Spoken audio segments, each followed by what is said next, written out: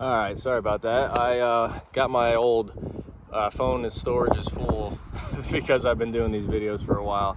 So I just deleted some stuff and we're back. All right, so part two here.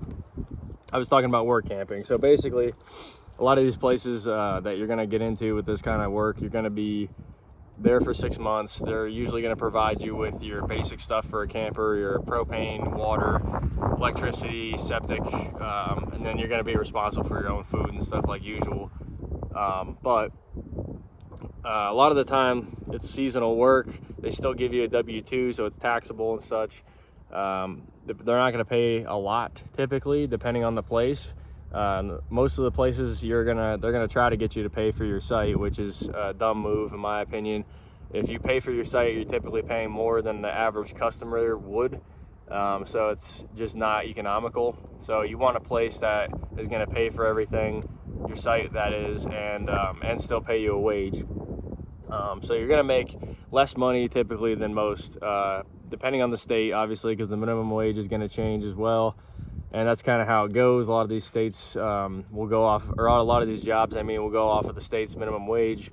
Some of them will pay more, just depends. But if you get into government work, a lot of that doesn't pay a whole lot, but it's easy. So for an older person or for a less able person, it's like a camp host job. So you'll go to a campground, you'll set your rig up, they'll have you all hooked up and everything, and then you do simple stuff like cleaning bathrooms and collecting envelopes from people who are staying there too, and just general maintenance, easy stuff. So then there's more involved stuff. My wife and I are actually going to go to North Dakota soon. They have a thing there called the sugar beet harvest, which happens every fall basically. And so a lot of the sugar beets in the entire country, world, I don't know exactly how to answer that one, but a lot of them come from that area. And they hire work campers like us to come in there for 2-3 weeks or a month, depending on the weather. And you work 12 hours. And it just goes continuous. There's no time off, nothing like that, but you're only there for like 2-3 weeks basically, and you're able to make quite a substantial amount of money because of time and a half and double time, and the pay rate is pretty good. So that's another example where you can go from something really easy and chill and not be paid as much, but you're not killing yourself, or you can do something a little bit harder like the beet harvest basically, and try to make a lot of money fast and work hard, and then you're done basically. So more or less what I'm getting at, there's a lot of different opportunities for different styles of work and different types of people, obviously. So it's that's one way that people get around. So a lot of the time they'll do that. And then when the winter comes around, the biggest thing for RV people that make things make the cost of living cheap, I should say, is they go to places like Arizona. In Arizona, there's a thing that they have down there, and it's like a pass that you can buy. It's 7 months from the government, and you're able to stay on free land that has trash, water, and septic. And basically you pay, I think it's like $170 or something like that for the 7 months. And you can stay there. You don't have to move every 2 weeks, or you don't have to move every certain amount of days or anything like that. You're around community, you have camaraderie because you're all doing the same thing a lot of the time. And it's just a giant wide open place in the desert, pretty much full of people, all doing the same thing. So we all just hang out there. It's like I said, it's very cheap and economical. The area isn't the most exciting, it's a desert, but if you're trying to really just stretch out your money and stretch out your costs and stuff like that, it's a good way to do it. So that's one thing that people do. So it's basically like a snowbird schedule, they call it. So you would go up north when it's warm and stay in a higher elevation so that it's cooler. Colorado, Wyoming, Montana, parts of California and stuff, Oregon, whatever. And then in the wintertime, when it's too unbearable for those areas, unless you're set up for it, it is possible. My wife and I did stay in Wyoming last winter, but typically the average bear, you're gonna have to go down south where it's warmer. So maybe Texas and New Mexico and Arizona and places like that, lower elevation, because it's more mild and you're able to do it. You only spend money on propane for like your furnace and stuff like that, instead of constantly paying for a cooling bill when it's hot. you know.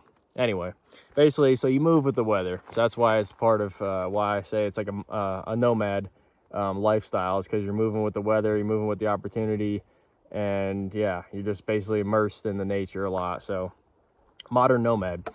I'm also gonna talk about one more thing, because some people always ask me this one as well too on the road, is like insurances and stuff like that. So my wife and I don't have any right now. We don't have jobs that are going to support that, and you know, we don't have a system like that we're on the government's dime or anything like that.